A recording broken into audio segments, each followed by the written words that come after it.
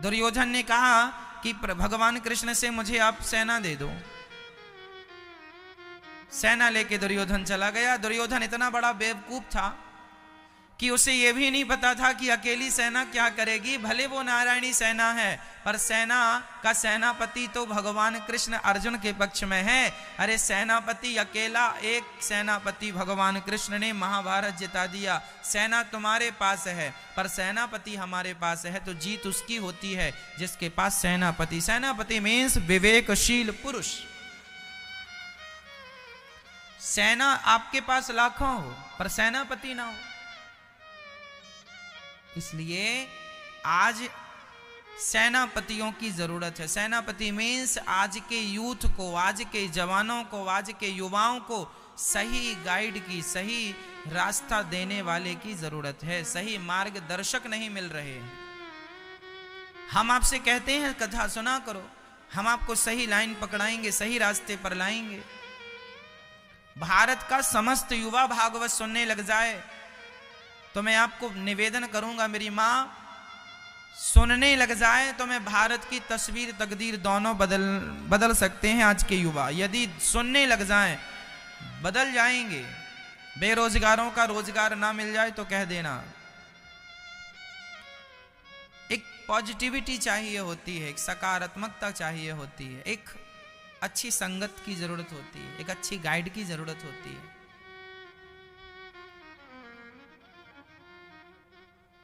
बिना समझाए कोई चीज समझ में आती नहीं है। ध्रुव जी महाराज को भगवान कब मिले? कब मिले बताओ? जब उन्हें एक अच्छे गुरु मिले,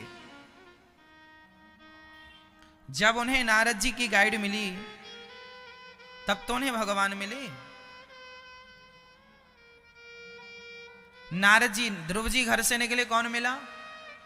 नारद जी। नारद जी ने ओम नमो भगवते वासुदेवाय का मंत्र बताया, मंत्र दिया और कहा कि ऐसे ऐसे जाप करना, भगवान मिलेंगे। जब नारद जी की गाइडेंस पर ध्रुव जी महाराज चले तो उन्हें भगवान की प्राप्ति हुई। लक्ष्य तब तक नहीं मिलेगा जब तक आपको कोई सच्चा गुरु नहीं मिलेगा। किसी भी प्रकार का लक्ष्य हो, आपको धन चाहिए तो धन के लिए भी कोई अच्छा योग्य व्यक्ति चाहिए जो आपको गाइड करे। फैक्ट्री तब चलेगी जब आपकी गाइडेंस अच्छी होगी। व्यापार भी कब चलेगा? जब आपको कोई सही मार्ग बताएगा तब ना व्यापार चलाओगे। सही रास्ता बताने वाला होगा तब ना व्यापार चलेगा। ऐसे ही चल जाएगा। हमारे बड़े बड़े जो लोग टाटा बिरला अडानी अंबानी होते हैं, ये बड़े बड़े बुद्धिमान लोग रखते हैं सलाह लेने के लिए कि भाई साहब क्या प्लानिंग करें, बताइए कैसे सक्सेसफुल होगा हमारा ये काम। जब भी वो कोई चीज लॉन्च करते हैं तो उसके पीछे एक बहुत बड़ी प्लानिंग होती है। बड़े बड़े बुद्धिमान लोग साथ में बैठ के मीटिंग करते हैं, अच्छा बुरा आगे का पीछे का पूरा डिस्कस करते हैं और परफेक्ट प्लानिंग करके फिर उसको जमीनी स्तर पर उतारते हैं। हम लोग पूछते भी नहीं है किसी से। आजकल बहू अपनी सास से भी कुछ पूछना ठीक नहीं समझती है।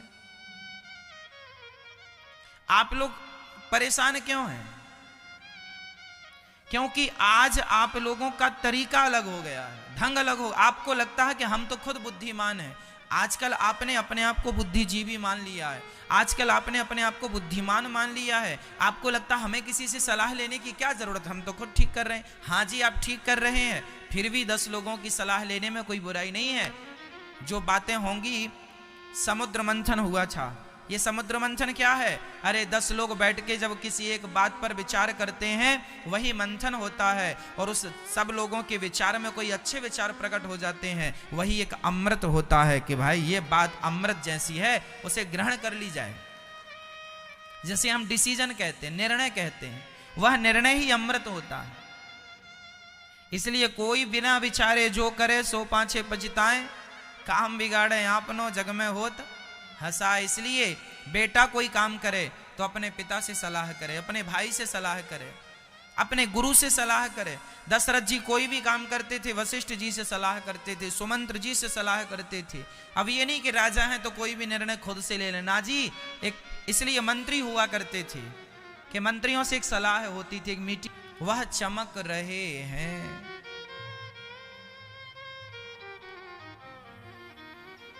इन्हीं के वंश में भगवान पृथु हुए जिन्होंने पृथ्वी का दोहन किया। प्राचीन बरही पुरंजनोपाख्यान का भी पावन चरित्र है।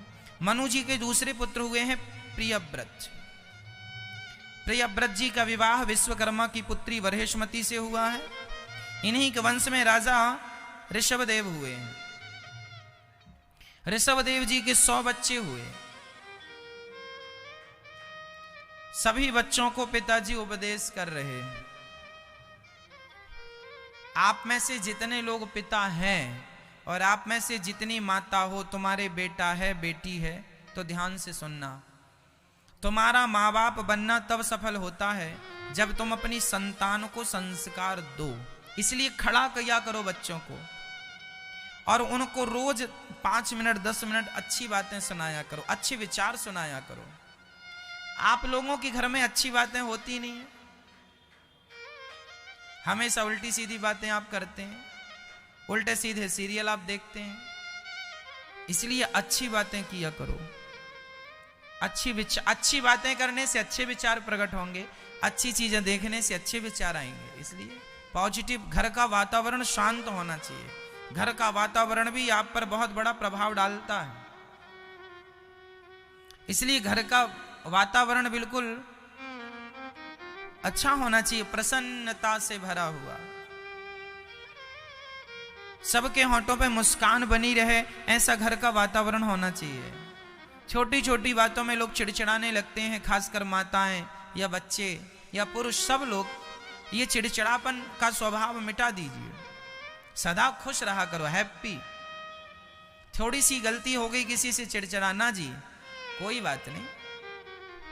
एक बहू से कांच की गिलास टूट गई, अब सास चिल्लाने लगी, अरे बहू तुमने गिलास तोड़ दिया, हाँ कितना नुकसान कर दिया तुमने, यही सीखा है तुमने अपने माँ बाप के घर से। लो गिलास तो थी 10 रुपए की 50 रुपए की, और रिश्ते तुमने बिगाड़ लिए गिलास के चक्कर में। बहू को लगेगा राम राम मेरी सास कैसी है। जरा सा नुकसान हो जाता है तो सास खाओ खाओ खाओ खाओ खाओ खाओ करने लगती है। सास को भी बिल्कुल अक्कल नहीं है, कहां बोलना है कहां नहीं बोलना। मैया बताओ, धन कीमती होता है कि रिश्ते कीमती होते हैं? पैसा बचाना होता है कि रिश्ते बचाने होते हैं? पैसा तो बाद में भी आ जाएगा पर रिश्ते चले जाएंगे नहीं। इसलिए पैसों से ऊपर रिश्ता होता है, इसलिए रिश्तों को महत्व दिया। आज क्या हो गया, आज रिश्ते कमजोर पड़ गए। आज पति पत्नी के रिश्ते कमजोर हो गए, सास बहू के रिश्ते कमजोर हो गए, भाई भाई का रिश्ता कमजोर हो गया, बाप बेटे का रिश्ता कमजोर हो गया। ये रिश्ते कमजोर होने से ही आज जितना भी विकार उत्पन्न हुआ है, जितनी भी अशांति आई है घर परिवार में, कलह का वातावरण हुआ है, ये केवल इसलिए कि आज प्रेम कम है, रिश्ते कमजोर हैं। इसलिए रिश्तों को मजबूत करना चाहिए। मेरी मां, सासों का परम धर्म है कि तुम अपनी बहू पर खूब विश्वास करो। सास का धर्म क्या है, तुम अपनी बहू पर। कई सासें, आज की सासें तो फिर भी अक्लवान हो गई हैं, पहले की सासें तो ऐसी थी कि नमक भी ताले पर रखती थी, जैसे बहू नमक खा जाएगी। इतनी थर्ड क्वालिटी की, घटिया क्वालिटी की सासें हुआ करती थी। क्यों मैया? इतनी थर्ड क्वालिटी की सासें पहले हुआ कर, अब तो नहीं है ऐसी सासें, सब मरू गई। पहले ऐसी सासें ज्यादा हुआ करती थी कि नमक भी ताले में रखती थी। इसका अर्थ यह है तुम्हें अपनी बहू पे जरा सा भी विश्वास। और रिश्ते काहे से चलते हैं? जोर से बोलो, रिश्ते काहे से चलते हैं? विश्वास पे। इसलिए रिश्तों में क्या जरूरी है? विश्वास। इसलिए सास को बहू पे क्या करना चाहिए? विश्वास करना चाहिए।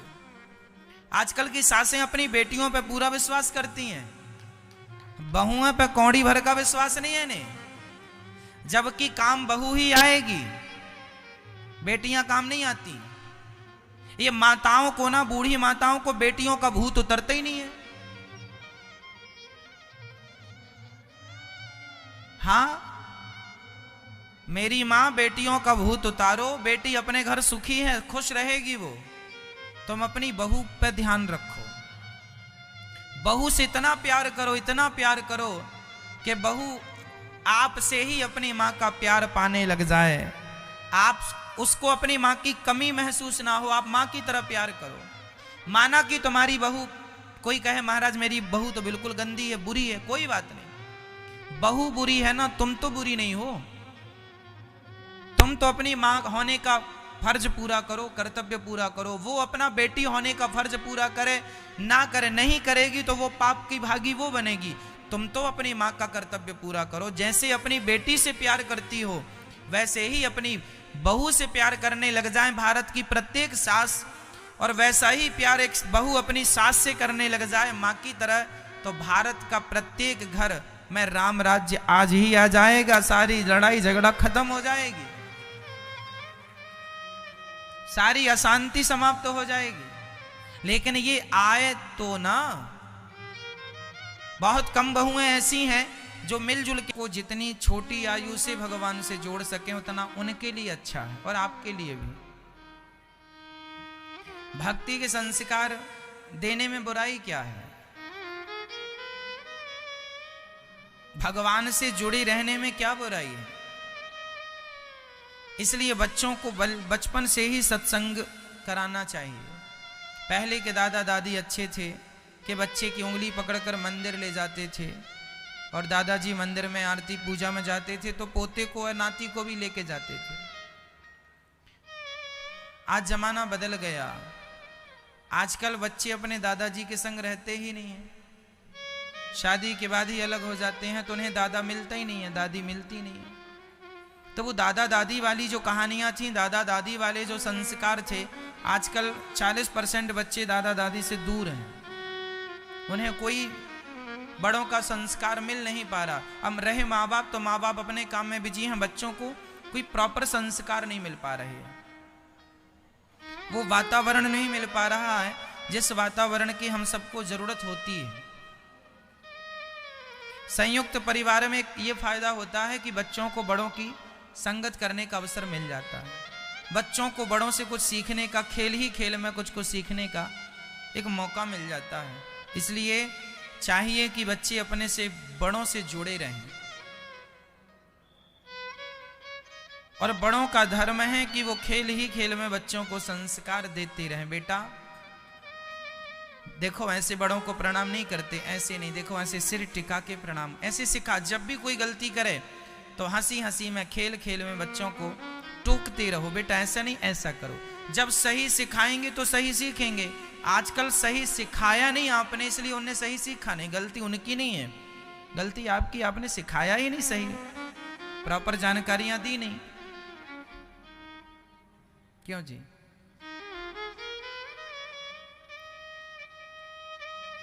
जैसे स्कूल में कुछ बच्चे बहुत होशियार होते हैं और कुछ बच्चे बहुत गधे होते हैं।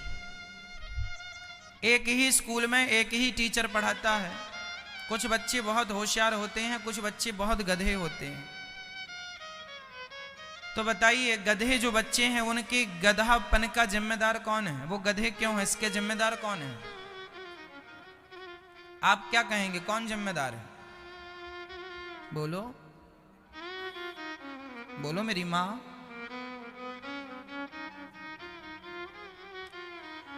स्कूल में पढ़ाने वाला टीचर जिम्मेदार है। आपने कुछ बच्चों पर ध्यान दिया, कुछ बच्चों पर ध्यान नहीं दिया। आगे बैठने वाले बच्चों पर ध्यान दिया, पीछे बैठने वाले बच्चों पर ध्यान नहीं दिया।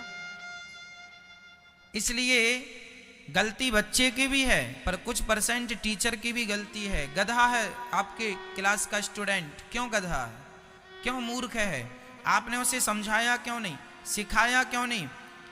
आप कहेंगे महाराज जी वो समझते ही नहीं है, बिल्कुल गधा है, बिल्कुल मूर्ख है। कोई बात नहीं, जैसे समझे वैसे समझाओ, बिल्कुल सरल तरीका अपनाओ उसे समझाने का। कोई गधा नहीं होता मेरी माँ, कोई मूर्ख नहीं होता। जिस गुफा में सूर्य का प्रकाश नहीं पड़ता, जिस गुफा में सूर्य का प्रकाश नहीं जाता, वह गुफा अंधकार से भरी रहती है। क्या इसमें उस गुफा का कोई दोष है? तो किसका दोष है? अरे सूर्य का प्रकाश यदि चला जाता तो उसमें भी प्रकाश हो जाता। वो ये थोड़ी कहती है कि ना जी मैं सूर्य का प्रकाश एक्सेप्ट नहीं करूंगी, बिल्कुल करेगी, पर पहुंचे तो वहां तक। उसी प्रकार बच्चों के जीवन में अंधकार इसलिए रह जाता है, अज्ञानता इसलिए रह जाती है क्योंकि ज्ञान का प्रकाश उन तक सही ढंग से पहुंचता ही नहीं है। यदि सही तरीके से पहुंचाने वाला हो, कौन गधा रह जाएगा साहब? कोई गधा नहीं है, कोई मूर्ख नहीं है, ज्ञानी मूढ़ न कोई बच्चा गधा हो ही नहीं सकता, कोई व्यक्ति मूर्ख हो ही नहीं सकता। गधे से गधे, मूर्ख से मूर्ख आदमी को बिठाल दो मेरे सामने, मैं 7 दिन में उसे ठीक कर दूंगा। बताइए, जो मैं समझाता हूं आपको वो बिल्कुल अनपढ़ आदमी भी समझता है कि नहीं मेरी बात को? बोलो मेरी माँ। ये कथा जो आप सुनते हो ना मेरी माँ, भारत का ऐसा कोई गांव नहीं है जिस गांव के लोग ये कथा ना सुनते हो। और कथा वो लोग सुनते हैं जो बिल्कुल अनपढ़ हैं, अंगूठा छाप हैं, बिल्कुल नहीं पढ़े लिखे, वह भी सुनते हैं और सुन के समझते हैं।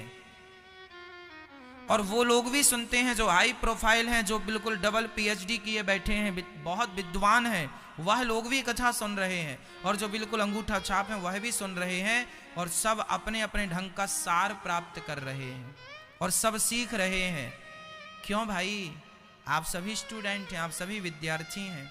यदि समझाने वाला सही समझाए तो कितना भी मूर्ख अनपढ़ आदमी हो, ऐसा समझाओ कि उसकी भी समझ में आ जाए। मैं ऐसा समझाने का प्रयास करता हूं कि अनपढ़ को भी समझ में आए, इसलिए आपको कथा अच्छी लगती है, क्योंकि हम समझाने का प्रयास करते हैं। और कई टीचर ये होते हैं कि स्टूडेंट नहीं समझ रहा है, चलो छोड़ो, हमारा क्या घट रहा, नहीं समझाते। ना जी, आपका धर्म है, वो आपका विद्यार्थी है, उसके पांव पे उसे खड़ा करना आपका कर्तव्य है, क्योंकि वो आपकी शरण में है, क्योंकि आप उसके टीचर हैं, आप उसके गुरु हैं। इसलिए सबकी जिम्मेदारी, हम सब भारतवासी अपनी अपनी जिम्मेदारी ईमानदारी से निभाएं तो क्या बात है। हम जिम्मेदारियां नहीं निभा पाते,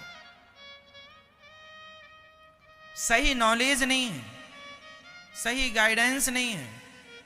आजकल के युवाओं को कोई सही गाइड नहीं मिल रही है, कोई सही रास्ता नहीं मिल रहा, कोई सही सेना। याद रखना मेरी माँ, सेना बहुत है पर सेनापति नहीं है, तो बिना सेनापति के वो सारी सेना बेकार है। सही है कि रहती है माँ बेटी की तरह। अधिक बहुओं का मन सास से नहीं मिलता, सास का मन बहुओं से नहीं मिलता, और यही आपके दुख का कारण बनता है।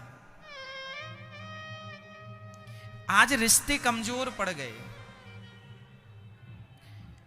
इसलिए हम आपसे निवेदन करते हैं, रिश्तों को मजबूत कीजिए, बहू पर विश्वास करना सीखिए, अपनी सास पर विश्वास करना सीखिए। पड़ोसन ने कह दिया तुम्हारी बहू ऐसा कह रही थी, आपने मान लिया, अपनी बहू को डांटने लग गई। पड़ोसन ने कह दिया तेरी सास ऐसा कह रही थी, आपने मान लिया, सास के प्रति ईर्ष्या घृणा नफरत द्वेष रखने लग गई। अरे बहन, एक बार कन्फर्म कर लो, हो सकता तुम्हारी पड़ोसन भड़का रही हो, झूठ बोल रही हो। और एक बात बताएं भैया, कोई भी बात जब एक मुंह से दूसरे मुंह में पहुंचती है ना, तो वो बात बदल जाती है, हाँ या ना? एक बात जब एक से दूसरे में जाती है और दूसरे से तीसरे में, तो वो बात ओरिजिनल बात वहां तक नहीं पहुंचती, वो बदली हुई बात। जितना तुमने सुना उतना तुमने आगे कह दिया, जितना उतने समझा उसने उतना आगे कह दिया। बात थी कुछ और पहुंची कुछ और। आज समाज में क्या हो रहा है मैं आपको सुनाऊं। विचार नहीं है, केवल व्यवहार है। एक अंधे माता पिता थे, उनका एक बेटा था, छोटा सा था। माँ भी अंधी थी और बाप भी अंधा था। माँ जब रोटी बनाए तो बिल्ली आए और रोटी खा जाए या रोटी ले जाए और दूध पी जाए। तो अंधी पत्नी ने अपने अंधे पति से कहा, सुनो जी, ये बिल्ली रोज परेशान करती है, एक काम करो, जब मैं भोजन बनाया करूं तो तुम यहाँ बैठ जाया करो कि लाठी लेकर और लाठी पटका करो, तो बिल्ली डर के मारे नहीं आएगी। तो जब भी पत्नी रोटी बनाती तो उसका पति लाठी पटकता दरवाजे में, बांस की लाठी फटी हुई, उसमें आवाज ज्यादा होती, फट फट फट ऐसे ऐसे वो पटकता। अब पत्नी रोटी बनाए और ये लाठी पटके, इसका अंधा पति। छोटा सा बेटा देखता देखता बड़ा हुआ, और जब उसका विवाह हुआ तो जब उसकी पत्नी भोजन बनाने गई तो वो भी द्वार पे लाठी लेके बैठ गया, वो भी पटक रहा। उसकी पत्नी ने कहा क्या कर रहे हो? बोले हमारे घर की परंपरा है, महिला जब भोजन बनाती हैं तो पति लोग लाठी पटकते हैं। वो इतना मूर्ख था, वो ये नहीं समझा कि मेरे माँ बाप तो अंधे थे और वो मजबूरी के कारण ये करते थे, क्योंकि बिल्ली परेशान करती थी। लेकिन उस चीज को उन्होंने परंपरा मान ली। पत्नी भोजन बनाए तो वो लाठी पटके। तो ये क्या झूठी परंपरा बना ली ना। बस यही है आपके जीवन में, आप विचार नहीं करते, आप सुनते नहीं हैं, आप समझते नहीं हैं, आप डिस्कस नहीं करते हैं। किसी का कहा हुआ देखा, मान लिया, सुना। कई बार आंखों देखी बात गलत होती है, कई बार कानों सुनी बात गलत होती है, हाँ या ना। इसलिए कोई भी निर्णय लेने से पहले आंखों और कानों के ऊपर विचार होता है। विचार कर लो, हमने जो देखा क्या सही है? आंखों देखे भी गलत। एक बार बीरबल और अकबर के दरबार में आंखों देखी गलत हो गई। सुनो, एक बार अकबर का एक माली था। अकबर का माली पुष्पों की सेज बनाता था, पुष्पों का बिस्तर बिछाता था, गद्दे की जगह पुष्पों की सैया तैयार करता था, गुलाब की, कमल की, मोगरा की, चमेली की। एक दिन माली ने बढ़िया गुलाब का बिस्तर तैयार किया, बढ़िया गुलाब, खूब पंखुड़ियां बिछाई, और राजा साहब रोज गुलाब के मोगरा के बिस्तर में सोया करते थे, दोनों पति पत्नी। तो आज माली को लगा एक बार मैं भी तो रोज बिछाता हूं, एक बार मैं भी देखूं कितना सुख मिलता है। तो माली ने बिस्तर तैयार किया और जाके लेट गया, और लेटा तो बढ़िया हवा चली झरोखे से और नींद आ गई। माली सो गया, और तभी रानी आई। रानी को लगा राजा सो रहे हैं, तो रानी भी सो गई। सुनिएगा, रानी भी बगल में सो गई। अब राजा आए, राजा ने देखा, राम राम, मेरी पत्नी माली के संग सो रही है, बड़ा गलत है, मेरी पत्नी चरित्र से गिरी है। तुरंत दरबार लगाया, कहा मेरी पत्नी को फांसी की सजा दो। खबर बीरबल तक गई। बीरबल ने कहा महाराज क्या हुआ? आपकी पत्नी तो बड़ी सती है, सावित्री है, बड़ी पतिव्रता है, वो तो ऐसा कर नहीं सकती। राजा ने, ना, हम तो किसी की नहीं सुनेंगे, हमने तो अपनी आंखों से देखा, एक बिस्तर पर सोते हुए देखा, ये मेरी पत्नी गलत है। बीरबल ने कहा महाराज एक बार आपकी पत्नी से पूछना जरूरी है। ना, मैंने पूछने की क्या जरूरत, मैंने आंखों से देखा। बीरबल ने कहा महाराज आंखों देखी भी गलत हो सकती है। ना, कैसे हो सकती है, मैंने देखा है। बीरबल ने पत्नी को बुलाया, क्या बात है? बोले मुझे लगा राजा सो रहे हैं, रोज की तरह मैं जाके सो गई। माली को बुलाया, क्यों रे, तू क्यों सोया यहां पर? बोले महाराज मुझे लगा राजा साहब रोज सोते हैं, मैं ही बिस्तर तैयार करता हूं, मैं जरा सा लेटा था, नींद आ गई।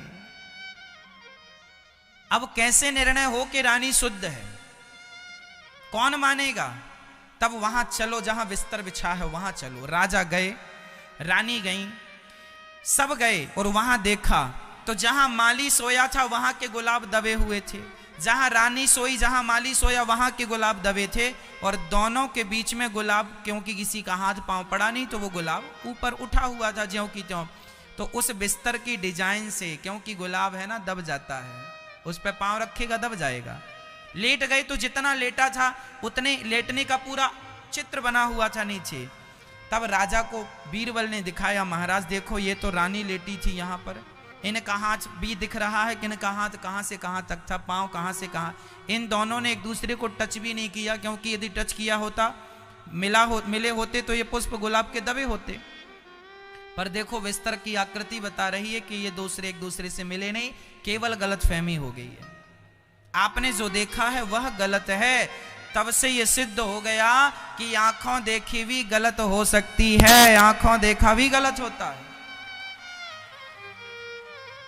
आंखों देखी पे भी क्या चाहिए? जोर से बोलो, आंखों देखी पर भी क्या चाहिए? विचार चाहिए। विचार करो, सही क्या है गलत क्या है, उसे निर्णय तक पहुंचो। अब ये थोड़ी कि तुमने देखा और शुरू फांसी पे लटका दो ना जी। आंखों देखी भी गलत हो सकती है और कानों सुनी भी गलत हो सकती है। तुम्हारी पड़ोसन तुम्हारी सास को, तुम्हारी बहू को तुम्हारे खिलाफ भड़का सकती है। इसलिए दूसरों के कहने पर आपस के रिश्ते ना तोड़ लिया करो मेरी मां, ये तो मूर्खता है।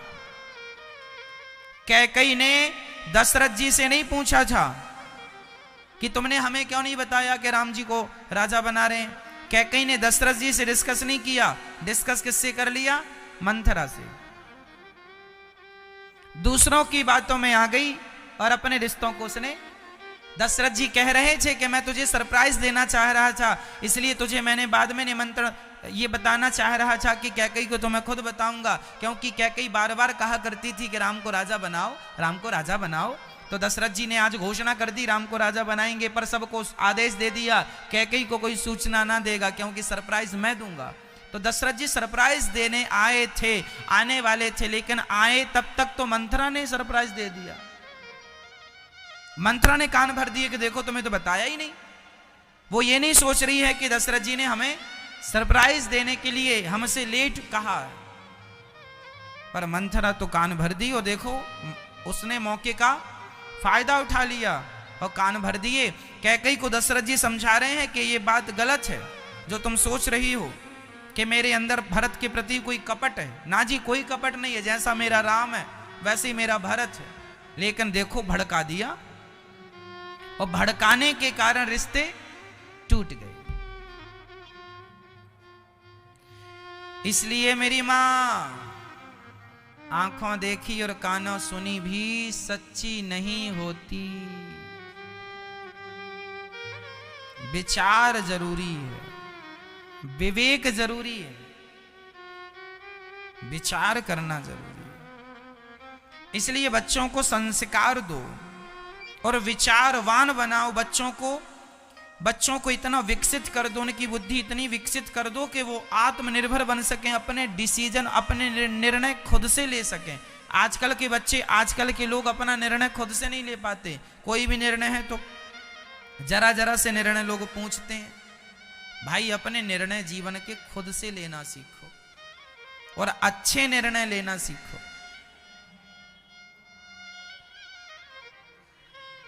भरत जी के, ऋषभ देव जी के ज्ञान से उनके पुत्र भरत जी को ज्ञान हुआ। सब कुछ छोड़कर भरत जी पिताजी की आज्ञा अनुसार जंगल गए, गंडकी नदी के तट पर। भजन करने पर भरत जी का एक मन जो है ना वो मृग में लग गया। अंते यामति सागति, जिसकी मति बुद्धि जैसी होती है उसकी गति वैसी होती है। इसलिए भरत जी का मन कहां लग गया? एक मृग में। एक मृग बहता जा रहा था, भरत जी ने बचाकर अपनी कुटिया में ले आए। अरे किसी मृग की जान बचाए भरत जी, ये तो बिल्कुल बुरा नहीं था। गलती कहां होगी? भरत जी उस मृग से प्यार करने लग गए। किसी भी व्यक्ति से हम प्यार ना कर लें, किसी भी वस्तु से हम अटैच ना हो जाएं, किसी व्यक्ति से हम दिल ना लगा लें, किसी व्यक्ति से हम मन ना लगा लें। कहां मन लगाना है, कहां दिल लगाना है, जरा विचार। मैं फिर कहता हूं, हर चीज विचार की है। आजकल के लोग किसी से भी दिल लगा लेते हैं, किसी से भी मन लगा लेते हैं। ना जी, किसी से भी शादी कर लेते हैं। ना जी, शादी करने के पहले विचार हो, किससे शादी करना है। प्यार करने के पहले विचार हो, किससे प्यार करना है। सबसे प्यार नहीं, सबसे विवाह नहीं। उचित अनुचित नहीं, हर चीज विचार की है, समझ की है। अब ये समझ आ जाए तो सब ठीक है, और नहीं आए तो सब परेशान है बेचारे। भरत जी ने एक मृग से प्यार कर लिया है, मैया ओ मैया जगाओ।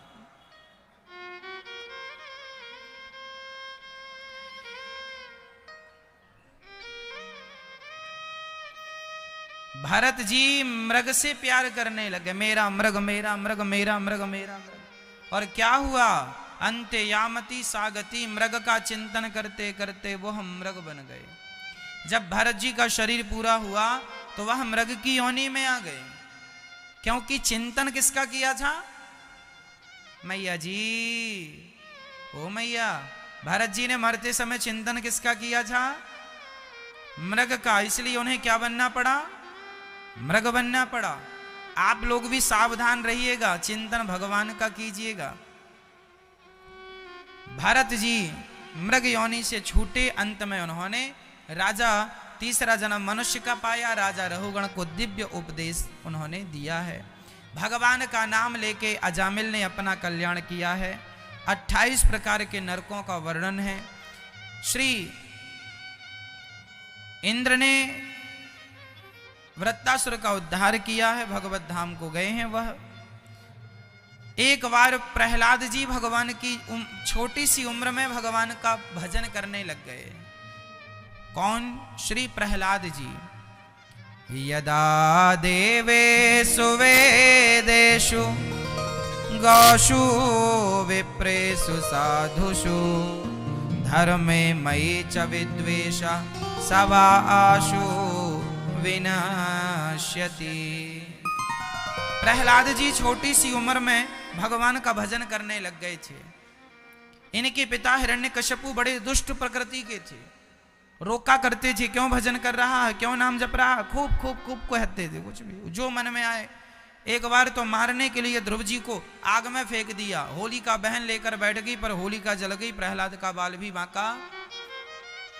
भगवान, अच्छा ध्रुव जी प्रहलाद जी को आग ने क्यों नहीं जलाया, क्यों नहीं जलाया मेरी मां, क्योंकि उनके रक्षक कौन थे, भगवान। और भगवान उनके रक्षक बने क्यों, क्योंकि उन्हें भगवान पर कितना विश्वास था, जितना आपको है क्या इतना था, जितना आपको भगवान पर विश्वास है क्या इतना विश्वास प्रहलाद जी को था। मैया मैया बोलो कुछ, मेरी मां बोलो। जितना विश्वास आपको है भगवान पर, इतना प्रहलाद जी को था, इससे ज्यादा था। कितना ज्यादा, कितना ज्यादा, कितना ज्यादा, बहुत ज्यादा। तो आपका बहुत ज्यादा विश्वास क्यों नहीं है, किसने रोका है। जितना विश्वास प्रहलाद जी का था, इतना विश्वास आपका हो जाए तो लिख के दूंगा, आपके लिए भी खंबे से भगवान प्रकट होंगे। अब हाथ नीचे करो, अब एक काम करो, अपना मुंह फुलाओ ऐसे, और अब ठहाका लगाओ। अब ये दोनों काम एक साथ करके दिखाओ, मुंह फूल जाए और ठहाका लग जाए, क्या ये दोनों काम एक साथ हो सकते हैं, नहीं हो सकते। जैसे मुंह फुलाना और ठहाका लगाना दोनों एक साथ नहीं हो सकते, उसी तरह आप कह रहे हैं कि हमें चिंता भी है और कह रहे हैं हमें विश्वास भी है। यदि विश्वास भगवान पर है तो चिंता नहीं हो सकती, और चिंता है तो विश्वास में कमी है, विश्वास नहीं हो सकता। दिन और रात दोनों एक साथ नहीं रह सकती, या दिन रहेगी या रात रहेगा, दोनों एक संग नहीं रह सकते। अंधकार और प्रकाश दोनों एक साथ रह ही नहीं सकते, या अंधकार होगा या, उसी तरह या विश्वास होगा या चिंता। आप कहते हैं महाराज जी हमें चिंता है, हमें टेंशन है, घर परिवार की जिम्मेदारियां हैं। अरे चिंता, यदि विश्वास किया है तो प्रभु जब मैंने अपने आप को आपके चरणों में सौंप दिया, समर्पित कर दिया, तो फिर मैं तो आपका हो गया, तो मेरी चिंताएं मेरी टेंशन भी आपकी। अब आप जानो और आपका काम जाने। मैं तो आपका नाम लेना जानता हूँ, मैं तो आपके चरणों में शरणागति करना जानता हूँ, आपका होना जानता हूँ। आपका जब हो गया तो फिर अब आप जानो, परिवार, बेटी का विवाह आप कराओ, बेटे का विवाह आप कराओ। घर में दाल रोटी नहीं है उसकी व्यवस्था आप करो, मैं नहीं करूंगा। मैं कर्म करूंगा ईमानदारी से, मैं कर्म करूं पर इस विश्वास से कि मेरे कर्म का प्रतिफल भगवान देंगे। मैं ये नहीं कहता कि तुम अकर्मण्य होके बैठ जाओ, ना जी, कर्म खूब करना, काम खूब करना, पैसा खूब कमाना, लेकिन ये विश्वास बनाए रखना कि जो मिल रहा है ये भगवत इच्छा से। आज तुम्हें 10,000 रुपए मिला, ये समझ लो भगवान की इच्छा है। आप तुम्हें 20,000 मिला, भगवान की इच्छा है। और आज तुम्हें कुछ भी नहीं मिला, भगवान की इच्छा है। मिल रहे हैं तो भी प्रसन्न रहो, और नहीं मिल रहे हैं, भगवान पर विश्वास करो। हमारी बेटी और हमारे बेटों का विवाह, हमारी बेटों की जिम्मेदारी हमारे सिर पर नहीं है। किसके सिर पर है? आप लोग जबरदस्ती अपने सिर पर लिए घूमते हैं।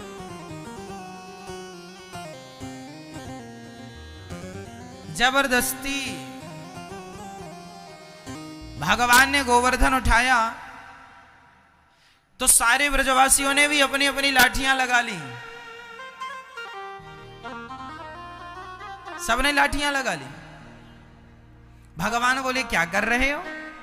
ब्रजवासी बोले लाला तू बहुत कमजोर पड़ जावेगो, ये पहाड़ तेरे बस को ना है लाला। मैंने इतने बड़े बड़े लाठी डंडे लगा रखे, तभी संभल रखे, उन्हें कब को गिर जाए। भगवान बोले तो भैया तुम संभाली हो। भगवान ने जरा सी उंगली नीचे कर ली, और जैसी उंगली नीचे की सारी लाठियां डंडे टूट गए।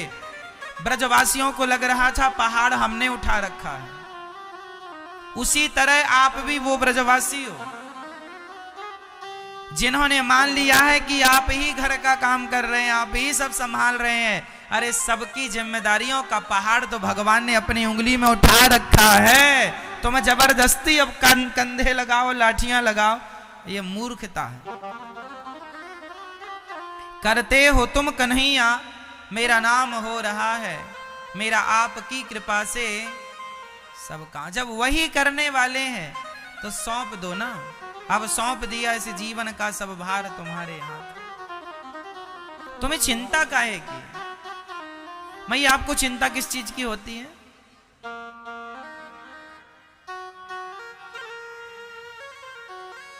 ये अब छोड़ दो, ये सब नहीं का सोचोगे, नहीं चिंता तो भी होगा। आपको चिंता बेटी के विवाह की है, आपको चिंता बेटे के विवाह की है, आपको चिंता घर की है, परिवार की है। चलो आप यदि नहीं रहे, मर गए, तो क्या आपकी बेटी का विवाह नहीं होगा? क्या बेटे का विवाह नहीं होगा? क्या घर में दाल रोटियां नहीं बनेगी? क्या घर में दीपावली और होली का उत्सव नहीं होगा? सब होगा। इसलिए कहता हूं सब कुछ भगवान कर रहे हैं, तुम जबरदस्ती मरे जा रहे हो। जबरदस्ती परेशान है आज का आदमी। आनंद से रहा करो,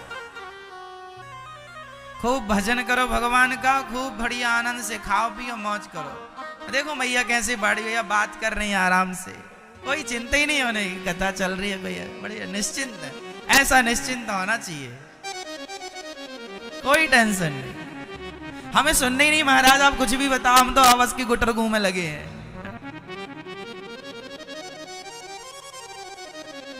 चल रही है पंचायत। जीवन में सदा भगवान पर विश्वास। अच्छा चलो ये बताओ, आपके चाहने से क्या होता है?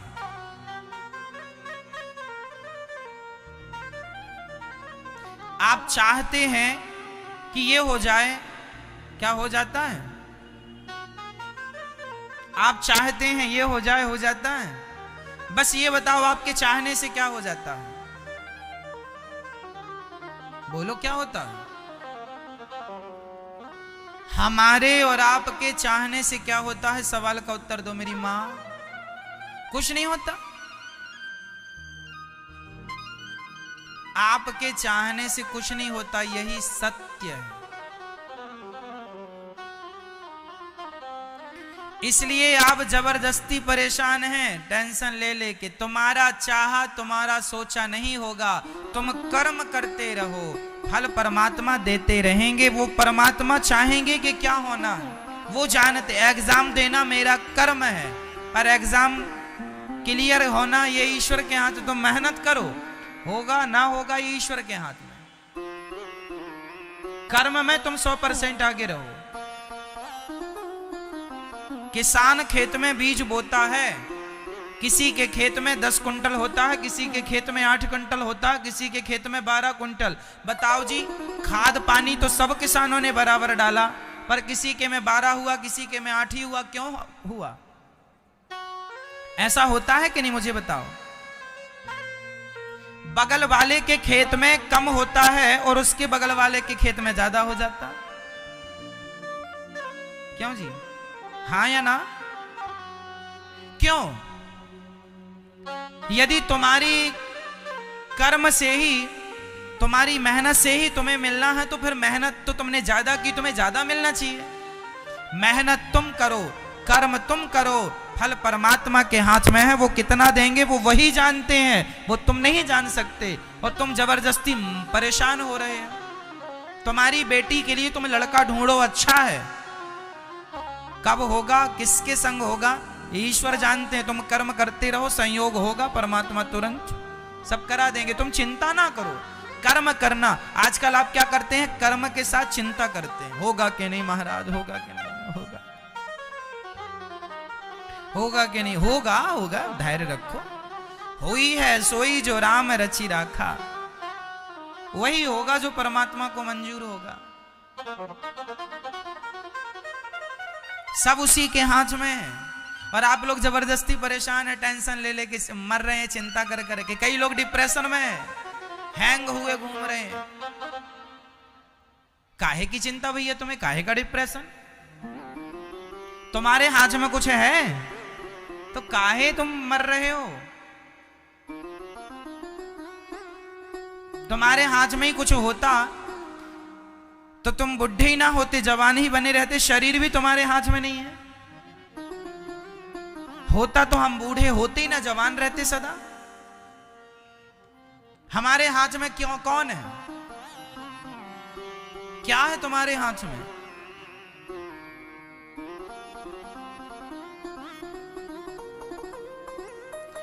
जबरदस्ती इंसान बिना विचारे परेशान है। अरे भाई, सब भगवान के हाथ में। हानि लाभ, जीवन मरण, यश अपयश, विधि हाथ, सब भगवान के हाथ में है। कब तुम्हारा घर बनेगा, कब नहीं बनेगा, जिसके भाग्य में जितना धन होता है उतना ही मिलता है। कोई किराए के मकान में रहता है, और किसी किसी के खुद के 4-4 बंगले होते हैं, खुद के। तो किसी के पास बहुत धन है, किसी के पास बिल्कुल नहीं है। तो आप कहें महाराज हमारे पास तो नहीं है, उनके पास बहुत है। उनके भाग्य में जितना था, उन्होंने जैसा कर्म किया था वैसा फल उन्हें मिल रहा है। जैसा कर्म तुमने किया था पिछले जन्म में, वो वैसा फल तुम्हें मिल रहा है। सब कर्मों का फल भोग रहे हैं, जो किया था वो पा रहे हो। इसलिए निश्चिंत होके आनंद से कर्म करो और चिंताएं छोड़ दो। आज से आप चिंता नहीं करेंगे। काहे की चिंता? मेरी हर मुश्किल का हल कौन?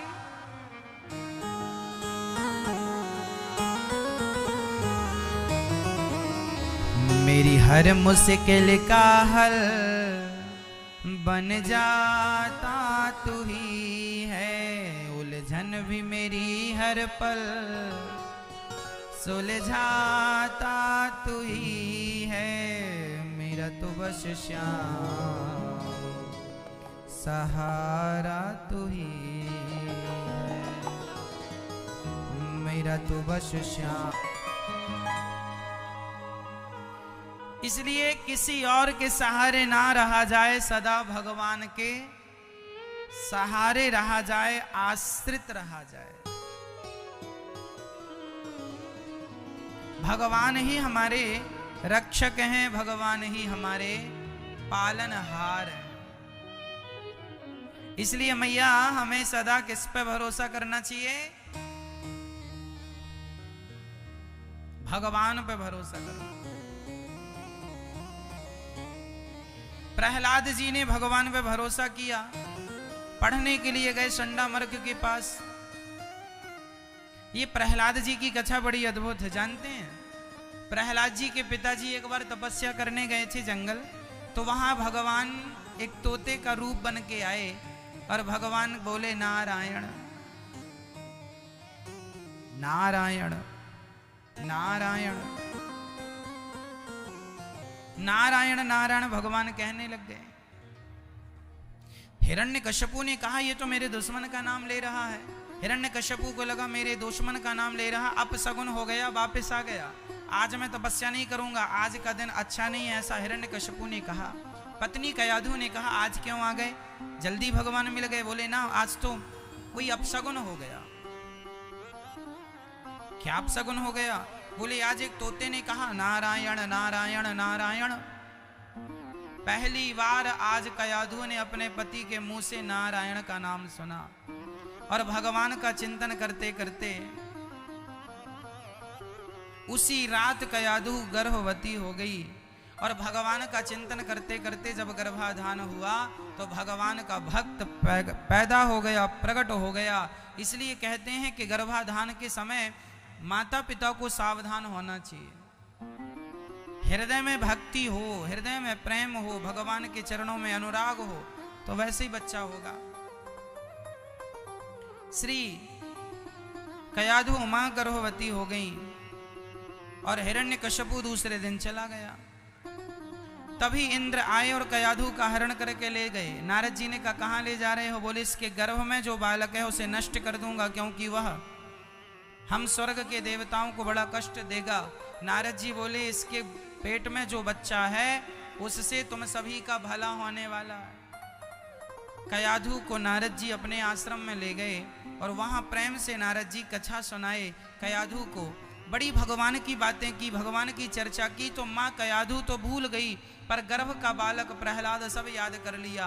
और जन्म लेने के बाद वह भगवान का भक्त इसलिए बना क्योंकि भक्ति के बीज तो गर्भ में ही बो दिए गए थे नारद जी के द्वारा। जैसा आप संस्कार देंगे बच्चों को वैसे ही तो बनेंगे। प्रहलाद जी उच्च कोटि के भक्त हुए, पढ़ने गए और वहां जब गुरु पुत्रों ने कहा प्रहलाद जी तुम भी वही खाते हो, हम भी वही, तुम में ये ज्ञान कहा? उन्होंने कहा मेरे गुरु जी नारद जी हैं, उन्होंने जो ज्ञान दिया वह ज्ञान यहाँ पर मिलना भी मुश्किल है। वह ज्ञान यहाँ पर जो ज्ञान मिलता है वह केवल पेट भराऊ ज्ञान है। आज स्कूलों में जो ज्ञान मिलता है वो कौन सा ज्ञान है? पेट भरने का ज्ञान, कमा लो खा लो, इससे ज्यादा क्या है? क्या वह अपना उत्थान कर पाते हैं? क्या वह उस शिक्षा के आधार पर अपना परलोक सवार पाएंगे? अरे संसार में इज्जत पा लेना, प्रतिष्ठा पा लेना बड़ी बात नहीं है, पर वहां के लिए क्या है जहां यहां से जाना, हम तो यहां कुछ दिनों की मेहमान हैं, यहां से आगे भी जाना है। इसलिए शिक्षा जरूरी है, पर शिक्षा के साथ दीक्षा जरूरी है, मीन्स संस्कार। प्रहलाद जी को शिक्षा और संस्कार दोनों मिल गए थे, तो अब उन्हें किसी की जरूरत थी नहीं। एक दिन प्रहलाद जी अपने मित्रों को उपदेश कर रहे थे। कौमार आचरेत प्राज्ञो धर्मान भागवतानिहा, जीवन में भागवत धर्म अपनाना चाहिए। छोटी सी उम्र में ही भगवान का भजन स्टार्ट कर लेना चाहिए। भजन के लिए बुढ़ापे का इंतजार नहीं करना चाहिए, क्या बुढ़ापा आएगा भजन करेंगे। प्रहलाद जी ये बातें कर ही रहे थे कि हिरण्यकश्यपु आ गया। चल बोल कहां है तेरा भगवान, बड़ा भगवान भगवान करता है। मैया आप बताओ भगवान कहां रहते हैं? सवाल मेरा आपसे, बताइए भगवान कहां रहते हैं? कहां? मैया बताओ, सब लोग बताओ, एक जन नहीं, सब बताओ। बताओ भगवान कहां रहते हैं? दिल में रहते हैं, अंदर यहां रहते हैं, कहां रहते हैं? भगवान रहते हैं भक्त के विश्वास में। यदि विश्वास है तो भगवान है, नहीं है तो नहीं है। प्रश्न दूसरा खड़ा हुआ कि महाराज जी भगवान है तो दिखते क्यों नहीं? बताओ जी, भगवान दिखते क्यों नहीं है? आप मैया आप बताओ क्यों नहीं दिखते भगवान? अच्छा, आप लोगों ने भगवान को देखा कि नहीं? कितने लोगों ने भगवान को नहीं देखा? हाथ उठाओ। बताइए, आप में से कितने लोग हैं जिन्होंने भगवान को नहीं देखा? हाथ उठाइए। मैं आज दिखाऊंगा आपको भगवान। उठाओ हाथ, बस ये बताओ कि आपने नहीं